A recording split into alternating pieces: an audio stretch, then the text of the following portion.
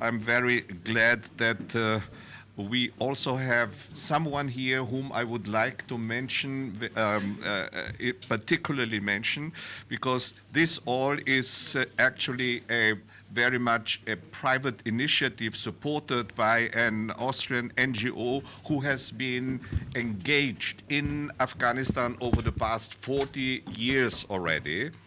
And we have Mr. Christian Reder, who with his small foundation has worked in Afghanistan and for Afghanistan on many projects, and he is now also supporting this conference here. This is the second conference. The first one was in mid-September, a 3-day conference, so-called intra-Afghan meeting of Afghan exiled opposition forces. And this here now is the second meeting, which will be concluded this evening. And the press conference here now, I would like to introduce the speakers who are here. It's on my left, Mr. Mashkur Kabuli. Mr. Mashkur Kabuli, who is here. Then next to him is Alia Ilmaz, and then next to me is, of course, Mr. Ahmad Massoud, and to my right side is Mr. Hazard Ali. Mr. Ali, thank you very much for attending this press conference, and now I am giving the floor to Madam. سلام و عرض حرمت دارم خدمت همه دوستانی که در اینجا تشریف دارن. البته خوشحال هستیم که در کنفرانس 3 روزه‌ای که در این شهر زیبای ویانا برگزار شد و روی بعض مسائل مهمی که صحبت شد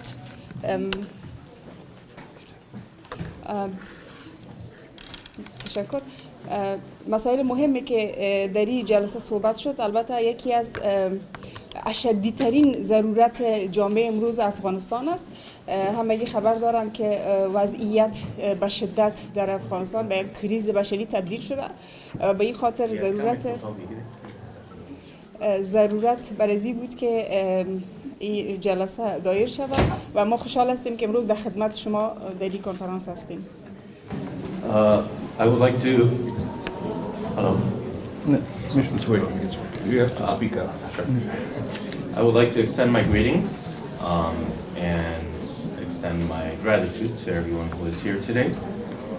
We are delighted to be here in Vienna to attend the second round of the Vienna conference.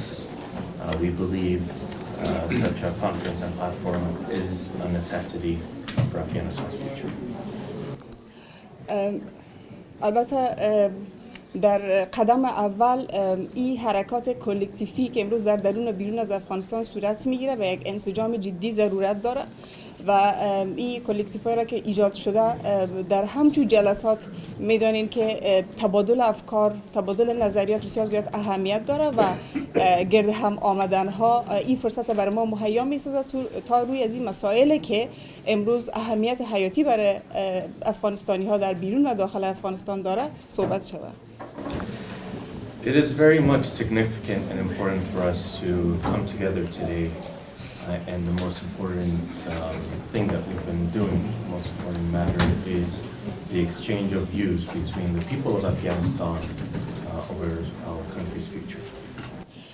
ما تشکر میکنم از تشریف همگی و اگر سوالاتی باشه در خدمت هستیم. به خاطر اینکه زمان فکر میکنم که محدود است، به اون خاطر با سوالات اگر پیش بریم. تشکر. Once again, I would like to thank everyone. If there is any questions, we are here to answer. Thank you very much. Mr. Massoud, please. Thank you very much. Now maybe we need to shift all the microphones again to this way.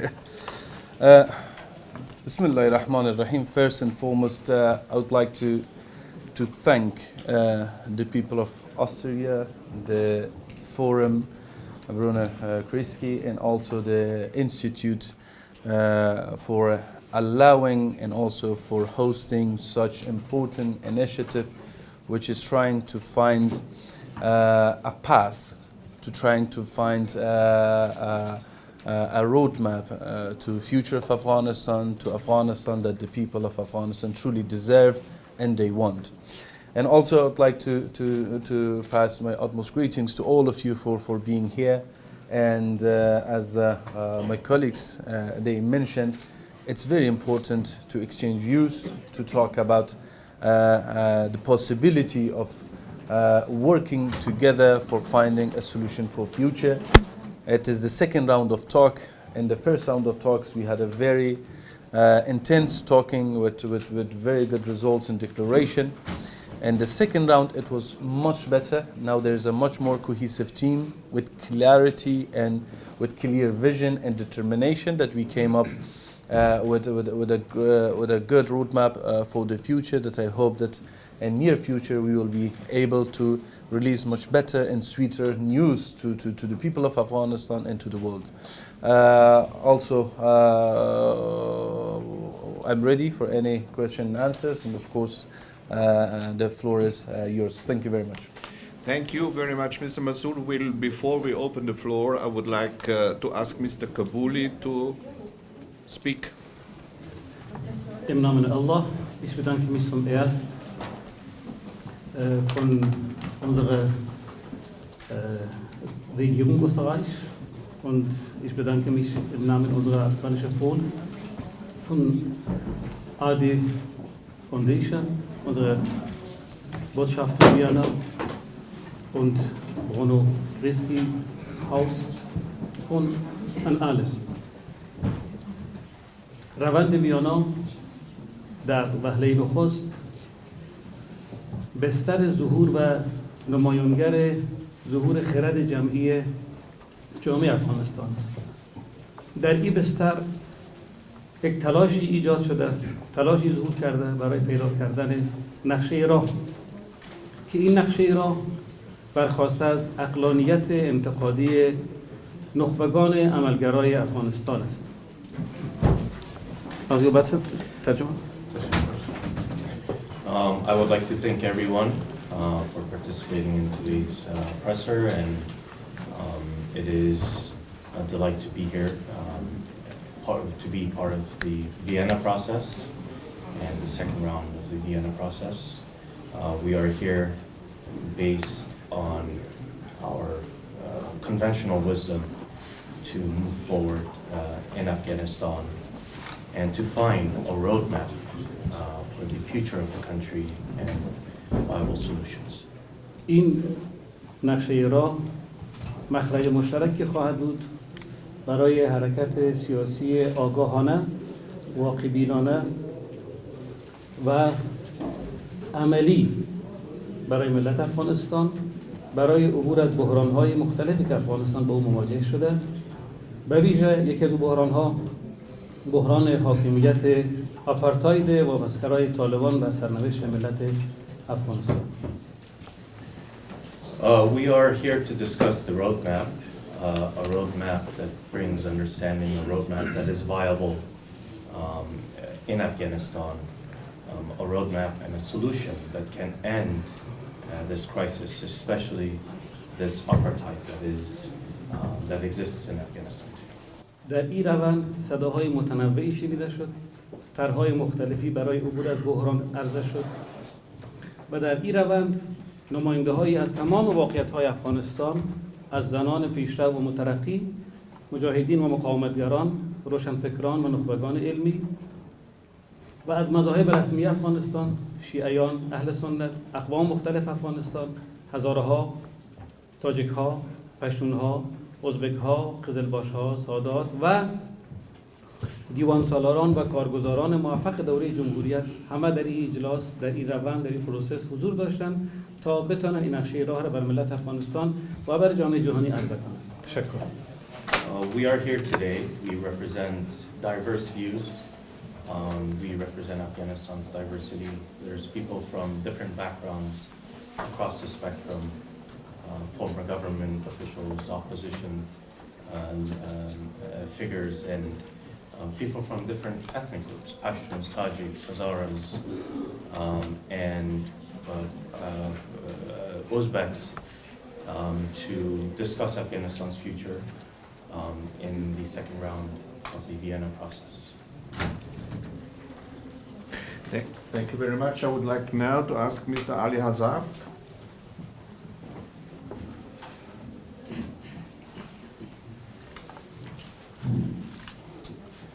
بسم الله الرحمن الرحیم.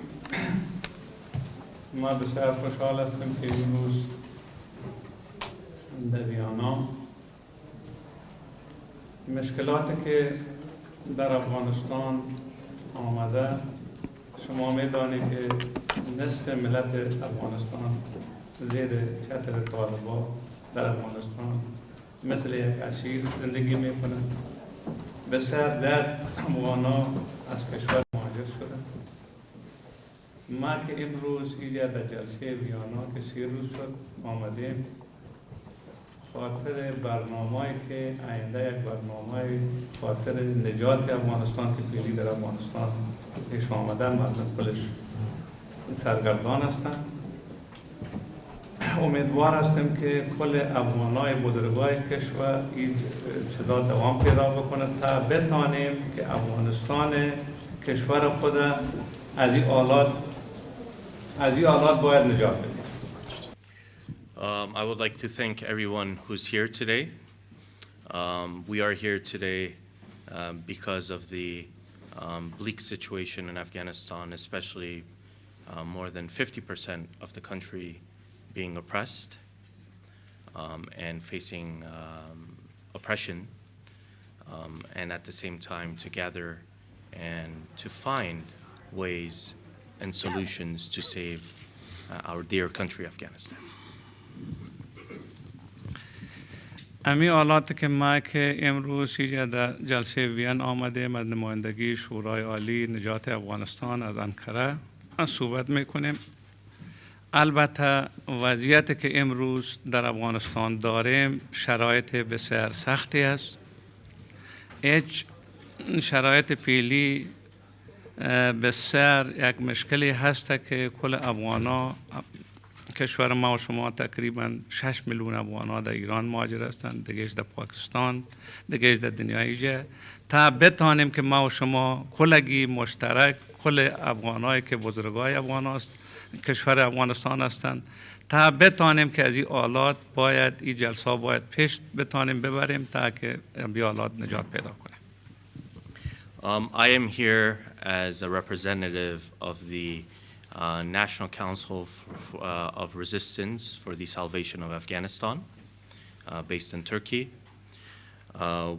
Unfortunately, the situation in Afghanistan is dire. It is deteriorating.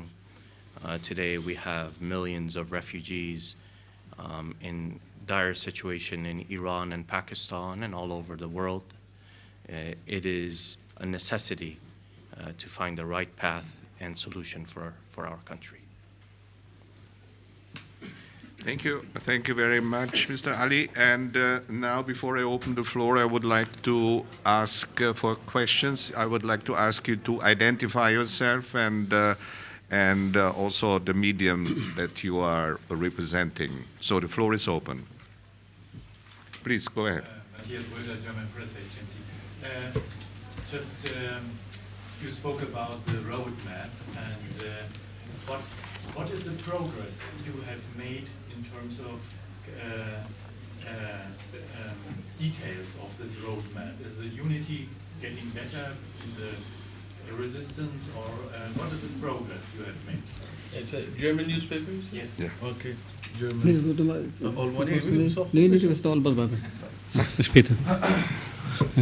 Regarding the question that you had about the roadmap, of course, as my colleagues today, they mentioned that there is a very dire situation, especially in the face of the confusion and also the confrontation of the world, and in many different areas of the world, that Afghanistan situation to almost becoming secondary. It is not a primary problem for the world, and the attention is not truly on Afghanistan and the situation of Afghanistan, is being forgotten to some extent. Therefore, we know that it is up to us, all of the people of Afghanistan, the opposition, to unite and to find a solution and to come up. And this is not something that Ahmad, Massoud or any other individual to come up with something and propose it. It's something that together and jointly we do it. And such process is an initiative, a beginning of a process to bring unity, and with collective work that we can even probably and hopefully to make the Taliban also to come to the table to talk, to for dialogue, to talk and to find truly a solution for the country. In this sense, the beginning of the work was a unity among all the groups who are not happy with the current situation. The first round of talk was understanding, and the second round of talk it was for more unity and clarity and a teamwork, a group which was working as a team to work on a roadmap. They got all the ideas, they got all the sort of the papers and the plans, and they're working on it, and we're hoping that in the near future we will be able to publish it and we will be able to share it with the world and with the people of Afghanistan about the vision and the plan and the roadmap that we have. Thank you. Please go ahead. ادریسی جویا هستم از افغانستان اینترنشنال. سوال مشخص دارم از جناب آقای مسعود. دیر زمانی گفته میشه که جبهه مقاومت در افغانستان فعالیت‌هایی داره و در طول 2 سال گذشته هم نتونسته که حتی یک ولسوالی رو در افغانستان از کنترل طالبان خارج بکنه. و همچنان نظراتی هم هست که اختلاف نظر بین شما و در واقع قماندانانی که در افغانستان هست وجود داره. خواهش میکنم اگر ممکن هست به فارسی پاسخ بدید. So the gentleman Just in English for the colleagues. asked the activities of the National Resistance Front of Afghanistan, if the NRF has had any military achievements, especially taking over any districts and provinces. تشکر از شما. در ارتباط سوال شما در قسمت اول باید گفت که قبلا هم گفته بودیم در یک مرحله‌ای که مقاومت مردمی افغانستان و مقاومت ملی افغانستان بدون هیچ گونه وابستگی به هیچ کشور بیرونی یا به هیچ استخبارات و هیچ ظرفیت بیرونی خالصانه از دل اراده مردم افغانستان در مقابل ظلم و توحش طالبان برخاسته زمان میبره و زمان نیاز داره تا به دستاوردها برسه و در این راستا ما باورمند ای بودیم که ما توانی که یک ولسوالی 2 ولسوالی رو بگیریم امکان پذیر بود، اما حفظ او با امکانات موجود و عدم حمایت جدی ما به یک ترتیب ممکن نبود. لحاظا تکتیک نظامی در مرحله اول تا رسیدن به او قوت قابل قبول و توانمندی قابل قبول که هم توان گرفتن و هم توان حفظ موجود باشد.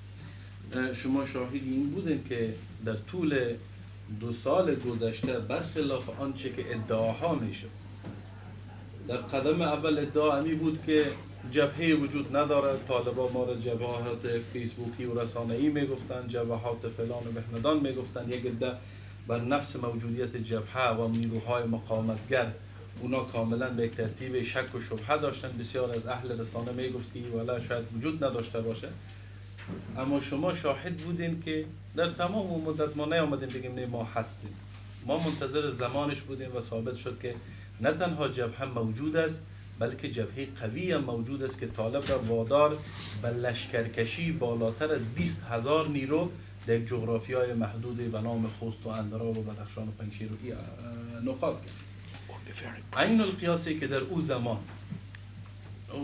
Okay, for translation, I can actually say it in English as well myself. Say it in English too. I will do it at the end. I will do it in English as well. به همان گونه که در او زمان در قسمت چون ایره من براتون میگم و ایره به مردم عزیزم میگم که خوب متوجه شن. یکی از تکتیک های طالبا همیشه کوچک کردن و همیشه خرد ساختن طرف مقابلشان است. در دورانی که اونا در مقابل دولت مشروع اسلامی افغانستان مبارزه میکردن، نام او را گذاشته بودن با حمایت حامیان بیرونیشان اتحاد شمال که بتانن احساسات مردم را بر بیانگیزن و این را به عنوان یک جنگ قومی نشان بدن که خدا را شکر ناکام ماندن. در دوران 20 سال گذشته جمهوریت که استوار بر اراده مردم افغانستان، حمایت دنیا، یک دولت مشروع و نظام مشروع، این که چه بحران‌هایی را ما با او مواجه بودیم قصه جداست. انتخابات، قانون اساسی، نمادهای ملی و بسا موارد دیگه مسائل قبول شده مردم افغانستان بود که یک نظام آمده بود استوار شده. اما در تمام مدت طالبان نظام جمهوری اسلامی افغانستان چه صدا میکردن؟ اداره کابل. چرا؟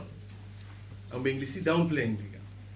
خودسازی، کوچکسازی. عالیم تلاشی که وجود داره بینمیز. جبهه وجود نداره، مقاومتی وجود نداره، ما حاکمیت مطلق هستیم. این جزء تکتیک طالب است. و آن چیزی که گفته میشه که اختلاف و تفاوت و این مسائل به هیچ عنوان، ما بیشتر از همیشه، محکمتر از همیشه، چه در قالب جبهه و مقاومت و چه در قالب ظرفیت‌های سیاسی که امروز شما می‌بینید، اتحاد مردم افغانستان با بیشتر شدن ظلم و توحش طالبانی بیشتر و محکمتر از قبل شده. در قسمت فعالیت‌ها هر چیز زمان و هر نکته مکانی داره. تشکر. And I'm going to say it in English as well to our friends in here. The question, as my colleague said, it was what was the achievement of resistance and what is happening now, basically. And the answer, I'm going to say it in a shorter version, so I'm not going to take many of your time. The resistance of Afghanistan came into existence after the brutality and after the Taliban's action. That they refused to talk, they refused the dialogue, and they brought war upon the people of Afghanistan. In this sense, we had no choice but to defend ourselves. Just the way that the people in Kobani, just the way that the people in Syria and Iraq, they defended their people against the brutality and against the tyranny of ISIS, we did the same thing against the Taliban because they committed the same crime. They committed the same crimes against us. So we started the defending with no help from outside whatsoever. Not only that we did not receive the help, but we also faced a hypocrisy that we do not support an armed resistance. That it is acceptable till we were there, but after that we do not support it, which is a hypocrisy. We call upon that hypocrisy and we do not support it. And this is the decision of people of Afghanistan to defend themselves against any tyranny. The achievement, this is an Afghan-led, and this is completely based on the generosity of people of Afghanistan with no support from outside. With such activity, just in the time that the people in Afghanistan, the time of jihad fought, it requires time, it requires experience. A government fell which was being supported by the world and was trillions of dollars. And something is being built from ground up. It takes time. And this is not our strategy to capture a district, because we know at this stage we do not have enough resources. Yes, we do have manpower, but not resources and equipment. We have enough to capture, but we do not have enough to keep. So because of this, our tactic is to get stronger and to challenge and to unite. And the second part of the question was about the unity. And as you see in Vienna, as you see in different parts of Afghanistan, as you see the reaction of people of Afghanistan toward the likes of my brother, Shaheed Commander Amir, the likes of Commandant Khair Khah, the likes of Commandant Mujahid and Badakhshan, and the likes of those who fought and they got martyred in Nangarhar and Kandahar. You see the sort of the outrage of people to their support and the sort of condemnation of the Taliban. It shows the unity and the sort of people for the complete legitimate cause of the people, which was standing against the tyranny and authoritarianism. Thank you. Next question, Yeah, I have a question. Sir. please. Okay. I will ask in Farsi because our audience. In Farsi? Yes. Yeah, is it okay? Yeah. I have a question of Mr. Massoud and also Dr. Alia Yilmaz. Miss Dr. Yilmaz, در این 20 ماه گذشته مبارزات زنان افغانستان در کنار مبارزات نظامیان و جبهات نظامی بخشی از کاری بود که از رسمیت شناسی طالبان جلوگیری کرد. ولی رفتار طالبان، رفتار خشونتبار طالبان منجر شد بسیاری از زنان به زندان کشانده شوند، اسیر شوند، شکنجه شوند و منجر به پراکندگی مبارزات زنان شد. و مبارزات زنان در داخل افغانستان پایان یافته یا ادامه دارد؟ و از جناب مسعود سوالی دارم در مورد دور نخست نشست وین در مورد افغانستان. در قطعنامه دور نخست آمده بود که یکی از مواردی که اشتراک کنندگان روی آن به توافق رسیدن حمایت از جبهات نظامی به ویژه مبارزانی است که علیه طالبان می جنگند و می رزمند. ولی این اتفاق نیفتاد. هیچ حمایتی از این آدرس ها دریافت نشد، مخصوصا از آدرس احزاب سیاسی که اشتراک کننده این نشست هستند. چرا این اتفاق نیفتاد؟ و آیا این امید وجود داره که در بعد از نشست کنونی این اتفاق بیفته؟ ما قبل از اینکه به سوال شما بپردازیم یک تصویر کوچکی از وضعیت زنان در افغانستان باید داشته باشیم. زنان افغانستان البته به مجادله تاریخیشان از سالها قبل شروع کرده بودند، ولی امروز که به شکل بسیار تحقیرآمیز یک سرنوشت را در افغانستان تجربه میکنن، تازه شروع کار است. در مجادله که شروع کردن هنوز آغاز راه است. So I have to summarize that our struggle has been going on for 20 years, but the current struggle that we have is still young, facing the current situation, and it certainly needs time for us to strengthen it. And to clarify the struggle, the question was about the woman. Yes. The woman's struggle, and the answer is about the woman's struggle, which is going on for many decades, and for support of women. یکی از احکامی که طالبان در مقابل زنان صادر کرده بود، به عنوان مثال میخوایم بگویم زنان اصلا در احکامی که اونا صادر کرده بودن وجود خارجیشان قابل قبول برای طالبان نیست.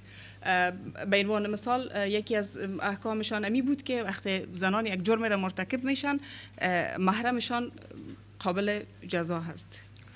So when it comes to the Taliban's rulings in regards to women, unfortunately the Taliban do not recognize any role for women in the outside sphere, in public life.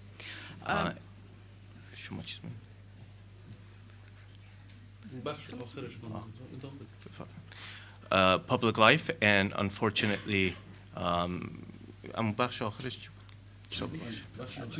حکمی را که در قبال زنان صادر کرده بودن وجود خارجی زنان برشان قابل قبول نیست، یعنی زنان را به عنوان یک انسان قبول ندارن. They do not accept women as human beings. They do not accept women having a public life, having any role outside of their homes. البته همه چیزا امروز در اینجا قابل تشریح نیست، ولی حادثاتی که در افغانستان در مقابل زنان جریان داره به صورت مطلق یک جندر آپارتاید است. Unfortunately, the current situation that has unfolded in Afghanistan is basically a gender apartheid. ولی حرکاتی را که امروز به اساس یک ضرورت ایجاد شده باید برنامه محور ساخت. یعنی هر حرکتی که برنامه محور نبود رفته رفته به خاموشی سپرده میشه. So these steps that we've taken and our actions have to be based on programs, on a program. It has to be programmatic.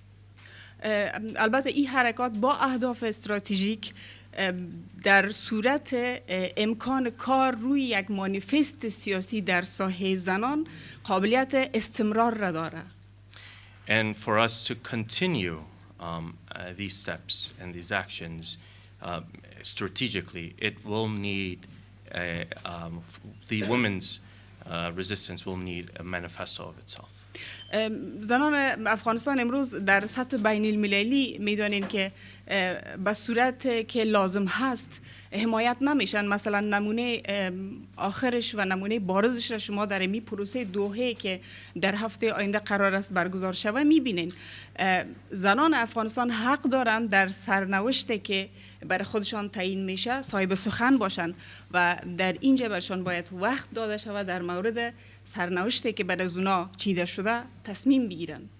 Unfortunately, the women's struggle and the women's resistance do not receive enough international support and assistance from the international community. And one example is the Doha conference that will be held next week. Unfortunately, the women do not have a voice. Women do not have the ability to determine their future, to raise their plight at the moment. این بر ما بسیار زیاد اسفبار بود که امی برنامه سازمان ملل متحد از زبان یک زن که باید به صورت مطلق در حمایت زنها قرار می داشت، امین محمد در قبال بر رسمیت شناختن طالبان و یا در قبال شرایط حاضر که یک پلتفرم برشان آماده شود صحبت شد. It is very unfortunate that the Doha conference's agenda that was raised by a woman, Amina Muhammad, that the agenda is to recognize the Taliban or to find a way to recognize the Taliban. It was very unfortunate that this came from a woman. به عنوان یک جواب روشن‌تر من میتونم مثال بزنم. امروز زنایی که در گروه‌های مختلف مثلا در جبهه مقاومت ملی شورای زنان ایجاد شد، در شورای عالی نجات کمیته زنان ایجاد شد، ائتلاف بزرگ زنان را شما میبینین. البته به اساس امکاناتی که دارن در جاهای مختلف حرکت زنان جریان داره. ما امیره میخوایم زیرش خط کشیده شود که حرکت زنان برای دادخواهی امروز برای استحقاق کوچکی که هر انسان باید از او برخوردار باشه نیست. مجادله زنان مجادله هویتشان است. امروز زنان در افغانستان برای مجادله هویتشان پرداختند. بنابراین این مجادله ادامه خواهد داشت. I have to emphasize that the struggle of women in Afghanistan is for their identity. This is something that I have to stress and emphasize on. But I have to point as well that there has been positive steps and achievements. One is the Women's Council of the National Resistance Front, the Women's Committee of the National Council for Resistance, and many actions and other steps that have been taken. تشکر از میدیوم. تشکر میکنیم که با پوشش‌های مثبتشان این حرکت زنان را تقویت میبخشن. Thank you very much. Hi, thank you. I'm Lynn O'Donnell from Foreign Policy. Hi. I'd like to ask your comment, please, on the current situation that has forced UNAMA to reassess its role in Afghanistan. Do you see UNAMA as part of the problem? And what do you think would happen if UNAMA scaled down or even removed its presence in Afghanistan? And aside from that, what measures do you think could be taken by the UN, by the international community, that would effectively pressure the Taliban to improve its behaviour and its treatment of Afghan people generally and women in particular? Sure. Thank you very much. Welcome here. And to answer that question, it's a very difficult one because let me, as behalf of all my colleagues, I would like to express my gratitude to all those brave UN workers who are putting their life in danger in the current situation, and they are working tirelessly in Afghanistan.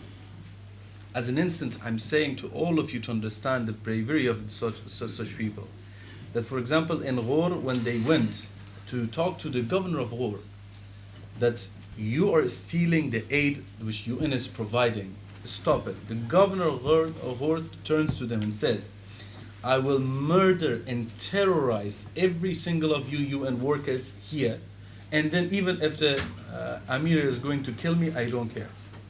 So it shows the day-to-day struggle that they're facing.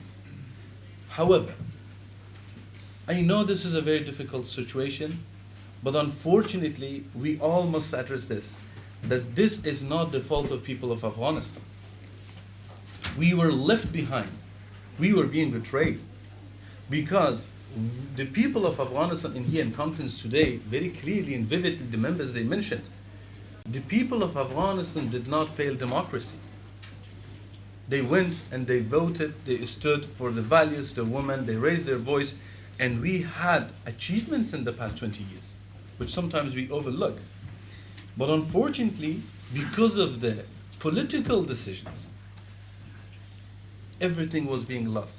So to answer the questions, yes, I understand the current situation, and I don't think that leaving Afghanistan is a good choice. I do not recommend it. I know that the stopping or basically spending $40 million every day that we know with some evidence that unfortunately a portion of it or some portion of it, it is being abused by the Taliban. However, still, even a portion of it which is going to the poor people of Afghanistan, we appreciate it. So we want the UN mission to continue in Afghanistan. However, because of basically overcoming such some issues, to go and recognize Taliban, it is the consolidation of all those problems. So it is going to be even a worse decision.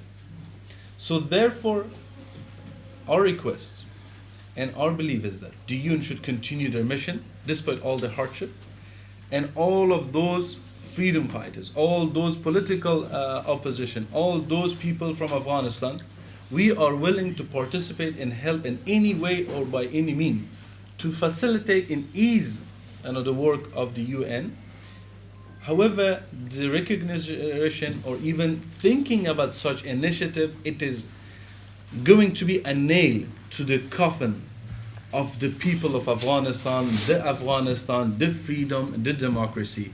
And that little hope and that little respect which is left for international community, especially UN and Afghanistan, all of that will be gone. And you saw the outrage of people when such comment was being made. So therefore, they can be a part of the solution. I don't think they are a part of the problem. However, they can be a part of the solution. However, the solution is not through such comments or such actions. Thank you. Please. First of all, I welcome everybody to Vienna, especially Ahmad, Massoud. I'm from Oxus TV. My name is Tanya Kayhan. My question is from you, Mr. Massoud. Some people close to the National Resistance Front accuse us NRF of exclusivity, or in another way, can I say, monopolizing the power. One of its examples is Sabghatullah Ahmadi, NRF's press officer, who resigned a while ago.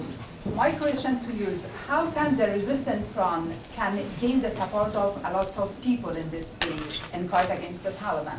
Thank you. I will answer shortly, but حاج آقای اینجا شما یک مداخله میکنید؟ سوال خواهر ما این بود که دیگه یک سلسله اتهامات نسبت به جبهه مقاومت هست که انحصارگرایی اتفاق افتیده و این مسائل و اینکه آیا ما به طرف انحصارگرایی و انحصار قدرت میریم جبهه مقاومت یا برخلاف؟ اتهام زنی در فرهنگ عمومی افغانها به استناد صحبت کردن مرسوم شده. اگر با دید باز به روند مقاومت ملی افغانستان نگاه کنید، نه شعارهایش، نه اندیشه‌هایش و نه عملکردهایش قومی نبوده، سیاسی نبوده، مربوط به این منطقه نبوده. ملت افغانستان از فرمانده مقاومت جناب آقای احمد مسعود و عملکرد ایشان و همکارانشان در جبهات بارها شنیدن و دیدن که مقاومت متعلق به ملت افغانستان است، برای آزادی افغانستان است. ایشان و مقاومتگرای ما گفتن که ما برای یک دره مبارزه نمی‌کنیم و ما در جایگاه دین مبارزه کردن به یک دره را گناه می‌دانیم. اما این فراموش نکنیم که یک روند اجتماعی، یک روند سیاسی ریزش داره و رویش داره. قطار مقاومت حرکت کرده. شاید کسایی به این قطار ملحق شوند، شاید کسایی از این قطار پیاده شوند. اما اراده ملت افغانستان، اراده مقاومتگرای افغانستان از پشتون، از هزاره، از تاجک، از ازبک برای است که تا آزادی افغانستان، تا تامین استقلال افغانستان، تا تامین عدالت در افغانستان دوش همدیگر قرار بگیرن و یک نمونهش شما در کادر رهبری جبهه ملی مقاومت میبینید و طبیعتا هیچ کار معصوم نیست، اون فعلگاه نیست و افکار عمومی، رسانه ها، شفافیت میتونه نقایص ما را، کمبودهای ما را به ما بگن و ما بتونیم انشالله به طرف تکاملی روند انشالله حرکت بکنیم. فقط همین قدر اضافه میکنم، آن چیزی که در ارتباط انحصارگرایی است، ما به خاطر قدرت مبارزه نمیکنیم، ما به خاطر آزادی مبارزه میکنیم و به خاطر آزادی هر کس در هر گوشه‌ای که مبارزه را ادامه بدن خوش آمدن. و تلاش های چون این تلاش ها که ما بدون در نظر گرفتن هیچ مسئله فقط به دنبال استیم و میدونیم که مشکل افغانستان توسط یک فرد، یک گروه، یک قوم حل نمیشه، بلکه همه افغانستان باید که در مبارزه شهیم و شریک و سهیم باشند. و در قسمت خود ظرفیت جبهه مقاومت شما فقط رجوع بکنین به تشکیلات. اگر آن چیزی که به عنوان انحصار گفته میشه در تشکیلات شما دیدین، وصول قسم تشکر. Okay, thank you. First, Mr. Kabuli stated that, of course, making accusations is something very normal in Afghanistan, especially it not being proven. Just looking at the National Resistance Front of Afghanistan's actions, goals, and vision shows inclusivity. That resistance, which the leader of the National Resistance Front has stated many times, and as it has been stated by others as well, is for all of Afghanistan. It is for freedom, and nothing more than that. Resistance has shown that it has been able to represent different segments of the population, different ethnic groups, religious groups, women and men, since it started.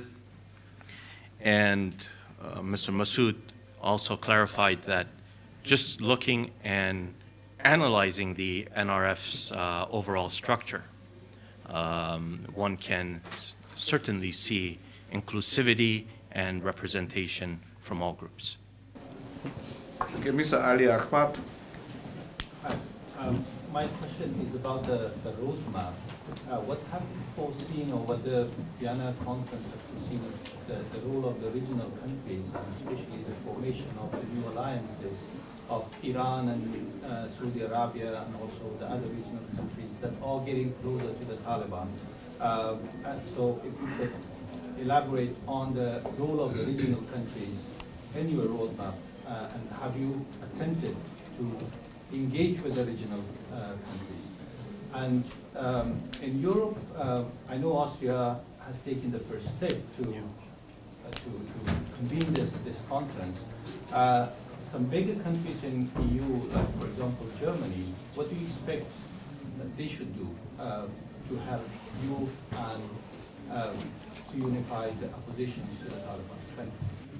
May I just clarify, this is not Austria which is organizing this conference. There's no official organizer in this conference. This is a private initiative which is supported by an NGO. So that's just not to bring the Austrian government into any difficulties. Well, to answer your question regarding the regional rule and the European, our message, we must understand one thing, is that we understand the circumstances that the regional countries are at. And one of the messages of the first Vienna conference in the declaration was understanding the regional countries' positions and also their importance. Regarding situation in Afghanistan, that in any roadmap for the future, their role is very much important. I give you an example that in Bonn conference in 2001, one of the reasons that the Bonn conference in 2001 was very successful, it was the constructive role of the regional powers at that time. And one of the reasons that the Doha in 2021 was not successful, it was the not constructive role in that part, or at least I know the deal was between just America and the Taliban, that even Afghan people, they were completely overlooked. So therefore, it is very important to understand their role. However, their engagement and their relationship and their sort of behavior toward Taliban or with Taliban, it is of a question, and the history will tell. But our sort of message is very clear.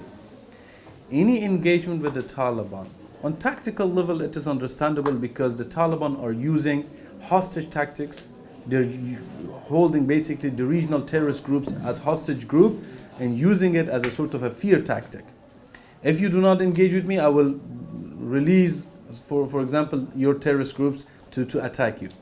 So we understand such initiatives and such tactics. However, on a strategic level, then that is something that only must be done with a legitimate government of Afghanistan that the Taliban are not. So therefore, in that case, the people of Afghanistan will not forget. Regarding the Europe, the same thing applies. We understand some concerns, we understand some engagement to help the people of Afghanistan or for security reasons. However, it is very important once again to understand that the Taliban do not represent people of Afghanistan. They are not a legitimate government. They came in power through the battle of gun, and they are showing zero sort of chance in changing their behavior or opening up to dialogue and talk or going toward a process to bring legitimate government. And also the Taliban have broken every rule in the Charter of the UN. So when we are facing with such a group, it is very difficult to deal with. So our suggestion and advice, once again, at the end of the day, it is their decision. And I told you that with the confusion and the confrontation and the world, we believe that it is up to Afghans to come up with a plan with the help and support. However, we urge them to stand with the people and support initiative which has the support of people of Afghanistan. Thank you.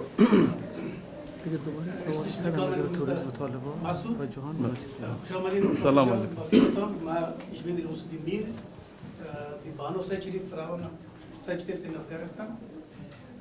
ما مسئول بانوستم و شما یک سوال دارم بخاطر شما گفتید بیشتر که با هم کار میکنیم بیا اول سوزان انقلاب زنان افغانستان در ویانا 11 مارچ شما گفتید مسئول زن هستین؟ من از چیز هستم از مدیر مسئول مجلی بانو. خب درست خود بشناسید خبر داریم. یک خواستم یک شفافی چیز شد ذهن دوستا مخفی شد. انقلاب زنان افغانستان در ویانا بود. ما کلی که دعوت کردیم شما سهم نگرفتید جبهه سهم نگرفت. داله که خبر داشت از جبهه و این انقلاب بسیار بزرگ بود و سر تا سر اروپا و آمریکا آمده بود. درست. همه حمایت کردن انقلاب زنان را برای از جبهه صدایی نبود و اصلا هیچ کس شرکت نکرد پیام نداد. یک روز تظاهرات بود، یک روز دیگه کنفرانس بود. فرام ریولوسیون ویانا 11 مارس. ما سوال دارم که تنها با بخش جبهه کار میکنیم یا که با کل مردم افغانستان پیشتر شما در صحبتاتون فهمیدم. اما این میخوایم که واضح برای من چرا این انقلاب زنان رو شما حمایت نکردید. Thank you. The question, maybe the question brief.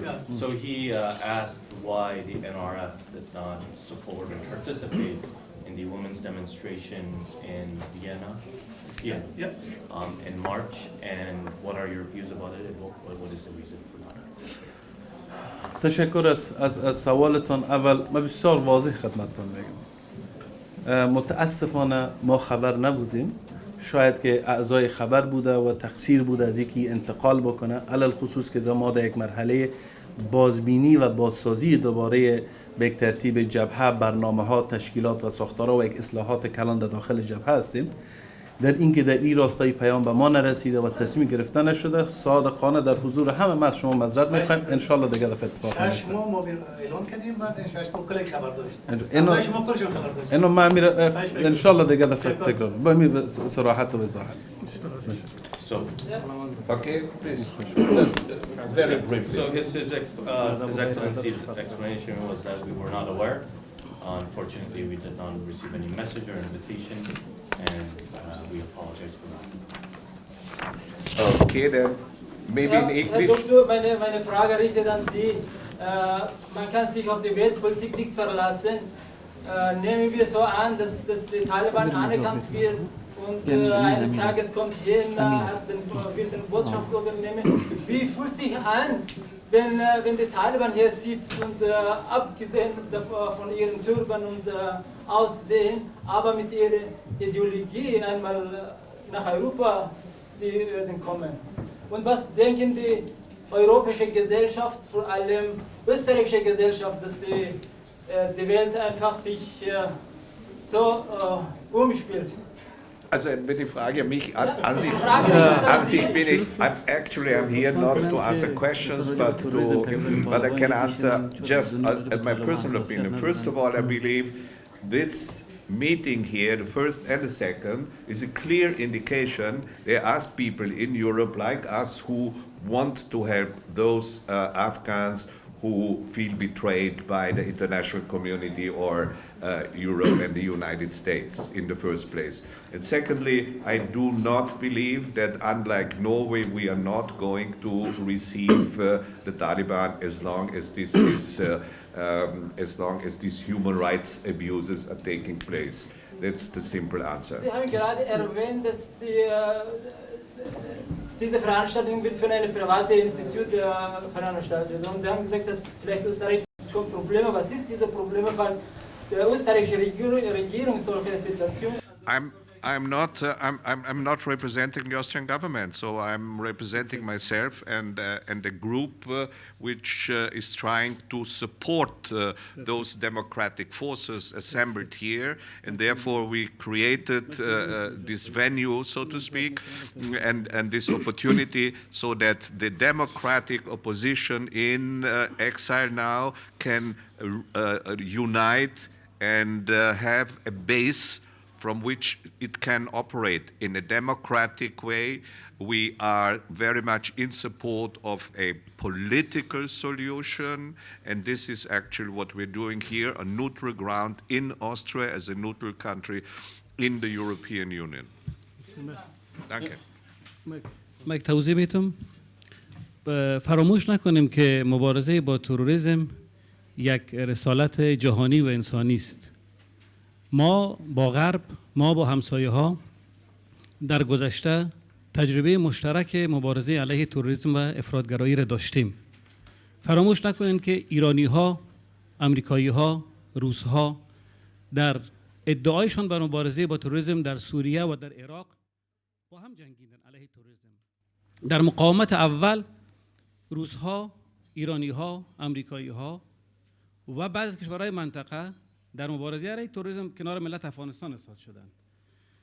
اتحادیه اروپا شریک مطمئن ملت افغانستان، دولت جمهوری افغانستان در دوره جمهوریت در مبارزه با افراطگرایی و تروریسم بود و قطعاً طالبان نه تنها دشمن ملت افغانستان بلکه دشمن ارزش‌های مشترک ملت افغانستان و اتحادیه اروپا هم هست و یک رسالت را دوباره تجدید میکنه و تاکید میکنه هم بر همسایه‌های ما و هم بر اتحادیه اروپا که فراموش نکنیم ما در یک مبارزه علیه تروریسم موفق بودیم، باز هم میتونیم علیه تروریسم مشترک فکر بکنیم و مشترک عمل کنیم. I just want to give a short explanation that our fight against international terrorism, regional and international terrorism, has always been a global struggle and cause. We have had instances in the past, for example, in the 1990s, the US, Russia, Iran, and many other regional countries were united against international terrorism. The same, we see it opposing sides in Syria, where, for example, the United States or the West and Iran were against terrorism, were fighting the same terror forces. Once again, in Afghanistan, we can unite, the world, the globe can unite against international terrorism, which is against everyone. Thank you very much. Please go ahead. آقای پیکان از افغانستان اینترنشنال هستم. آقای مسعود، من یک سوال تنها از شما دارم و خواهش میکنم به فارسی جواب بدید. در آدینس ما در افغانستان هستند. نه شرق نه غرب از جبهه شما حمایت میکنه. در این صورت چشمانداز پیروزی را چقدر روشن میبینید؟ به روشنی اون چراغ پشت سرتان. Just briefly. The lady said I wanted to ask my question in Farsi and I want an answer in Farsi.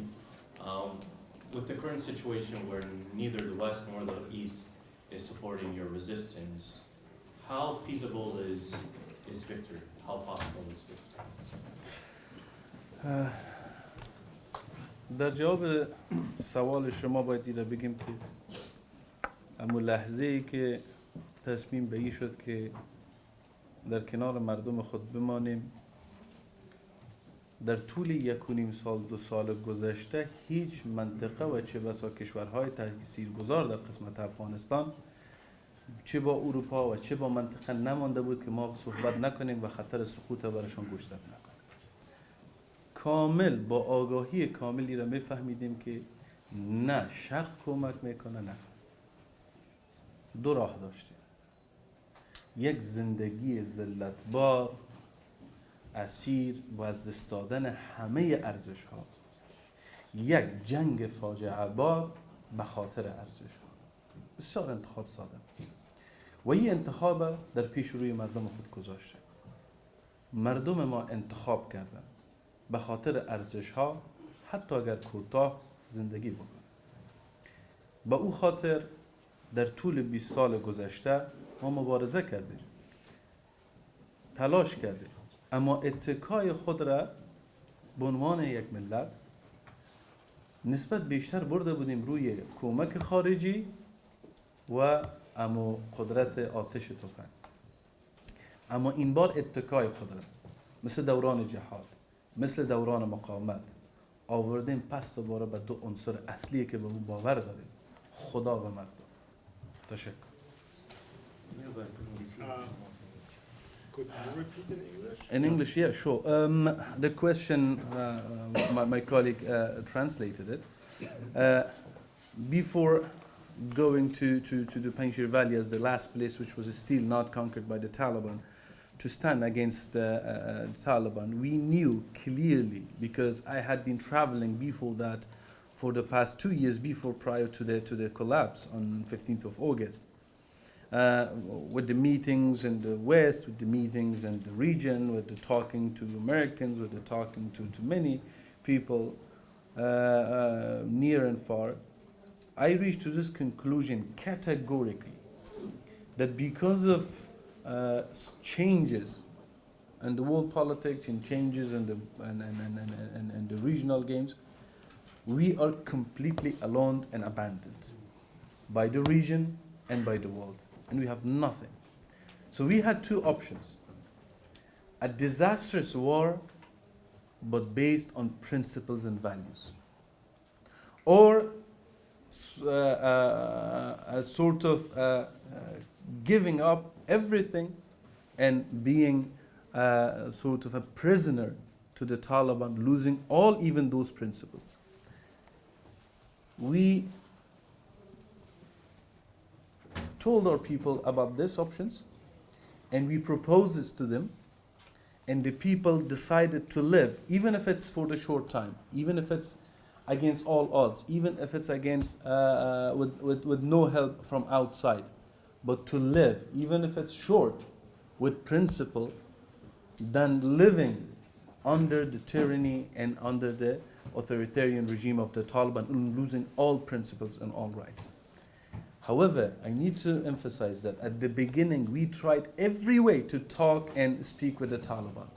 But unfortunately, Taliban categorically denounced any talk, didn't want to talk, and just wanted to surrender.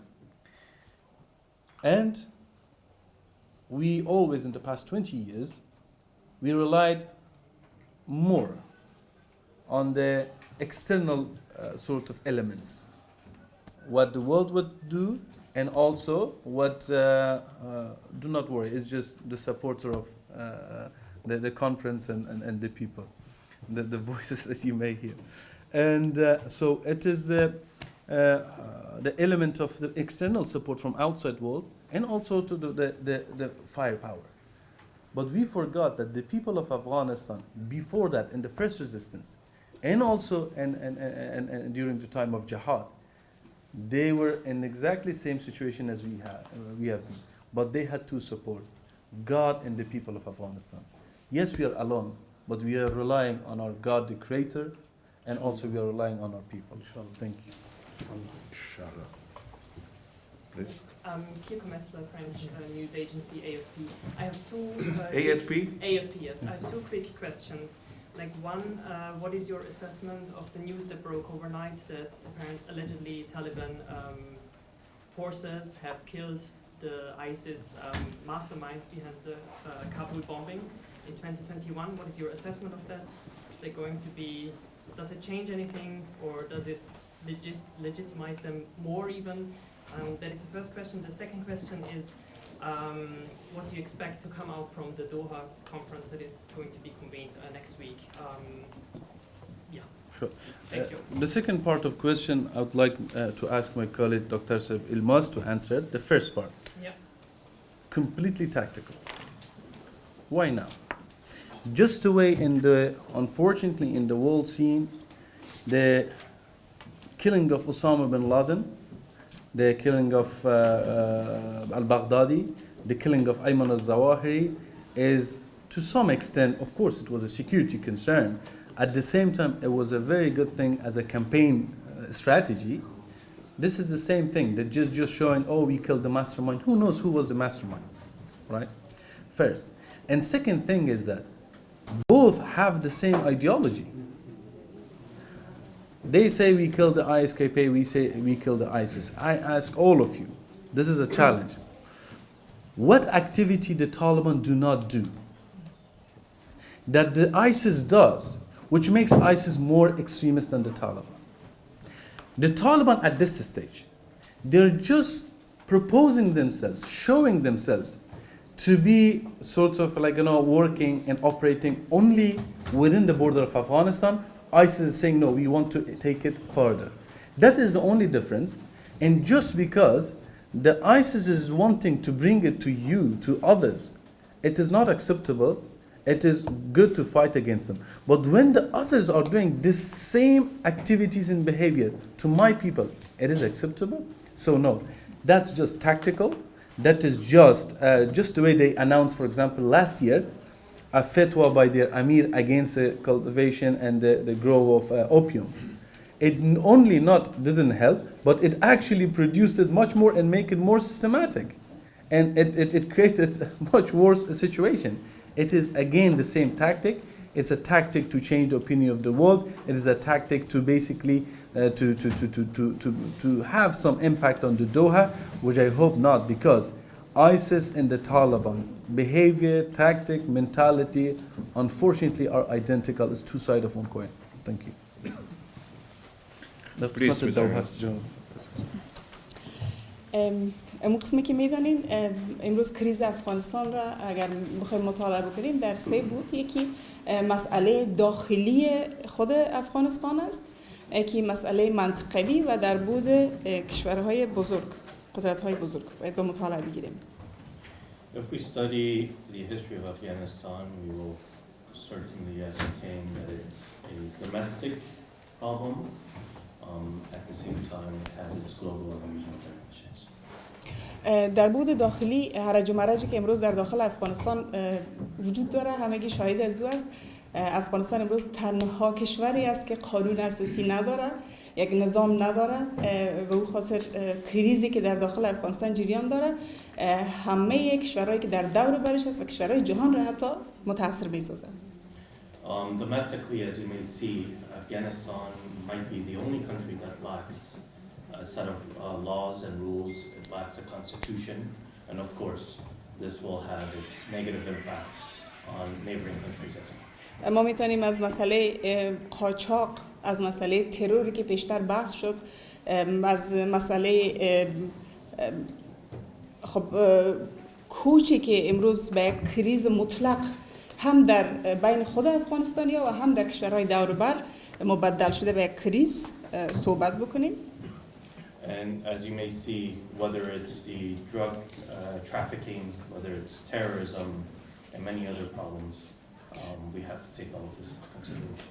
بنان حدسازی میره که ملل متحد اگر برنامه روی موضوعاتی که امروز در افغانستان جریان داره به بررسی گرفته میشه، البته این نشست ها در نظر گرفته میشه. به نظر ما نشست هایی که به این منوال ادامه پیدا میکنه البته بود مثبت و منفی خود داره، ولی آنچه که در شروع بیرون آمد متاسفانه اسفبار بود و امروز صدای که در بیرون از افغانستان در مقابل طالبان، گروه هایی که در مقابل طالبان ارزاندام کرده، یک صدای واحد هم تشکیل دادن در برابر از این گفتمان.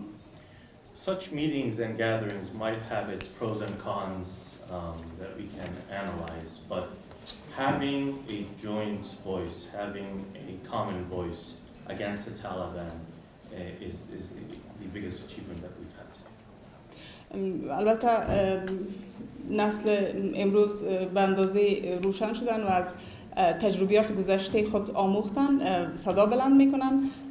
اینمی صدا بلند کردن هاست که در مقابل یک حق تلفی که در قبال تصمیمات در مورد سرنوشت افغانستان صورت میگیره ایستادگی میکنن. Just to give an example, the youth today, they have learned from experience, they have learned from the past, and they are raising their voices today, especially to the decisions that are being made for their country. مثلا پیشتر از حرکت زنان مثال زدیم، میرم بخوایم دوباره تاکید کنم سرش، به خاطر اینکه امروز یک مجادله برحق و مجادله واقعا با شکوه زنان افغانستان به عهده دارن و در قبال می نشست دوم گروپ های تشکیل شده که در مورد پروتست و اقدامات لازم را انجام دادن. And once again, I would like to state the example of the women's struggle, that this struggle that has been going on for more than 2 years now is not being taken into consideration, especially as you have seen in Doha, and it basically lacks the representation and participation of these women. البته نظریات گروپ را در اعلامیه این نشست شما میتونید بخوانید. And of course you can read our joint stance and position in regards to all of this in the declaration that was read today. Thank you very much. Two last questions. Carlotta Gard, the New York Times, please. Thank you. A question perhaps for Mr. Massoud, but anyone else. Since last year, the Taliban seems to be doubling down, seem to be getting stricter. Your position seems to straddle both political strand and military. You've admitted the military is not really going anywhere. Have you changed your view in how to engage with the Taliban, how to change? It looks increasingly difficult for you. Thank you. Sure. To clarify one thing, Carlotta, is that we didn't say that our resistance effort, politically and militarily, it is not going anywhere. It is going somewhere, but with different tactics and by time. Because, as I mentioned to you, the lack of resources, we do have manpower. We have thousands of former Afghan forces which are ready to join, but the lack of resources, the lack of opportunities, because when we speak of Taliban, you all know that the Taliban had a lot of backings from the region. And when we speak in the time of the jihad, at the time of the jihad, all the 7 jihadi groups were being based in Pakistan, and the Pakistan was basically supporting as a channel to Afghanistan. The whole world was supporting the people of Afghanistan. So at this time, the people of Afghanistan are truly alone. When we are alone, and we know we are alone, we know, and we are not living in a dream that some angel or messiah is going to come and support and help us. We know it, but we are fighting for ourselves. It's going to take time. When there is no support, it's going to take time. About the shifting, one thing is that I need to clarify this as clear as I can. Or as Brits say, crystal clear. That we are always ready for dialogue, for talk, for negotiation. No one should take this in any wrong way that, we are a group completely focused on militarily activities or just being sort of an opposition with no door or window open to talk. We are ready to talk. I have spoken with Mr. Muttaqi in Tehran. Our delegation talked to them in Charikar. And we were even ready to meet with them in Moscow with Mullah Brother and the rest. And even I was ready to accept their delegations in different countries. But it is the Taliban, after their few encounters with us, which they noticed that their requests are unacceptable in their narrative, their logic. It is going to even ruin wherever they go, because the logic of the opposition is much higher. It's a whole complete different sort of a level, because it represents the people, but they don't. So because of this, the Taliban are actually in a much sort of a weak point when it comes to the dialogue and talk. We are always ready, in front of the press, behind the doors, but for the sake of Afghanistan, to talk with the Taliban, to speak with them, if they are ready for a peaceful talk. And also I mentioned it yesterday, I want to say it again in here. Our struggle, to make it very short, it is for the people of Afghanistan to decide for their own future. The moment the Taliban say, yes, we accept election, of course under the watch of UN and the world, in that moment, we will cease all activity and go and join the election. But the people must decide. And one thing, once again, I need to emphasize, about the UN, about the participation of UN, about the world trying to engage, I put this question to all those countries with dignity, with honor, and with self-respect. Do you want your people or yourself, whoever is engaging with the Taliban or trying to say, oh, this is the reality of Afghanistan, do you want your woman, do you want your children, do you want yourself to live under such life, under such regime, in such condition, that you are advising us to not to change it or to accept it as the reality of Afghanistan? That is not the reality of Afghanistan. So because of this, we are ready to talk. If the Taliban are ready to talk, if they are ready to negotiate, if they are ready to change, the first declaration of Vienna was very clear about it. The second is also very clear about it. The doors for talk and negotiation are never closed. It was never closed in the time of my father, nor it is now. However, the Taliban, so far, they show they don't care to what the world says, they don't care to what the region says, they don't care to what the people of Afghanistan say. So we have no choice but to defend ourselves. And we know we need to get united, and we are able to change that. And we will change it, inshallah. یک توضیح من در آخر برنامه داشته باشم که ما در روند ویانا، ما ملت افغانستان در جبهه مقاومت یا در جبهات مقاومت، قبل از اینکه یک جریان سیاسی یا نظامی علیه یک رقیب سیاسی نظامی خود باشیم، ما یک قرائت هستیم. در دل قرائت ها یک قرائت و یک روایت در برابر یک قرائت. اونچه که ما به عنوان نخبگان افغانستان به دنیا میخوایم مخابره کنیم است که قرائت طالبان، فارغ از ساختان امنیتی و پیچیده طالبان، قرائت طالبان یک قرائت غیر عقلانی، غیر اجتهادی و عقل ستیز است. با قرائت طالبان یک دولت مدرن شکل نمیگیره. با دولت طالبان و قرائت طالبان حقوق اساسی انسان‌ها به رسمیت شناخته نمیشه. با قرائت طالبان یک دولت مدرن پاسخگوی قانونمند تأسیس نخواهد شد. فراموش نکنیم که طالب‌ها بر اساس قرائت فناتیکی که از متن مقدس دارند، تنوع مذهبی رو به رسمیت نمیشناسند. در افغانستان طالبان علیه همه اقوام، علیه همه ظرفیت‌ها، به ویژه علیه شیعیان مظالم فراوان ایجاد کردند. به شفاخانه‌های ما حمله کردند. زنان ما را در زایشگاه در دشت برچی شهید کردند. اطفال نوزاد ما را در دشت برچی شهید کردند. بر ورزشگاه‌های ما و کلب‌های ورزشی ما حمله کردند. و تفکر مولا محمد عمر، تفکر مولا هبت الله، تفکر حاکم بر قرائت مذهبی جریان طالب‌ها، حذف کامل شیعیان از تمام اساس سیاسی اجتماعی است. ما در طالبان پس از سقوط جمهوریت شاهد هستیم که شیعیان در بامیان اجازه آموزش مذهبی، تحقیق مذهبی را ندارند.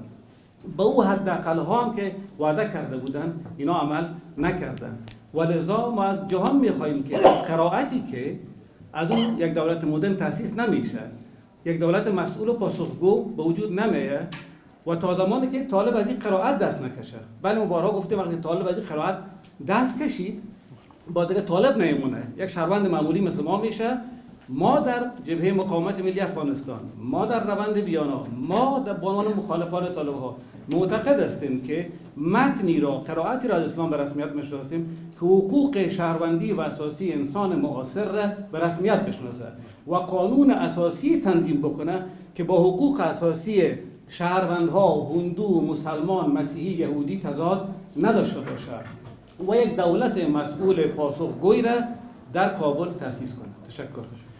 Make it short.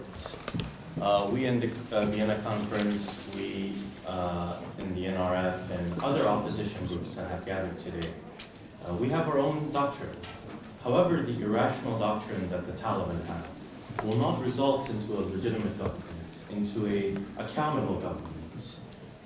To just give an example for all of you today, the plight of the Shiite minority is one example in Taliban ruled Afghanistan.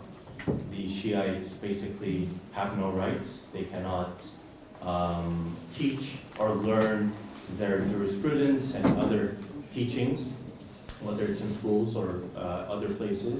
Their hospitals and other institutions are being targeted. They are being oppressed. But what we propose is much greater. We recognize the civil rights of all citizens in Afghanistan, the equal rights of all citizens of whatever background that they are. And we are here to realize that and to bring an end to the current situation. Then I think we should conclude this press conference, and I thank you very much, and I thank the panelists here for attending and speaking out.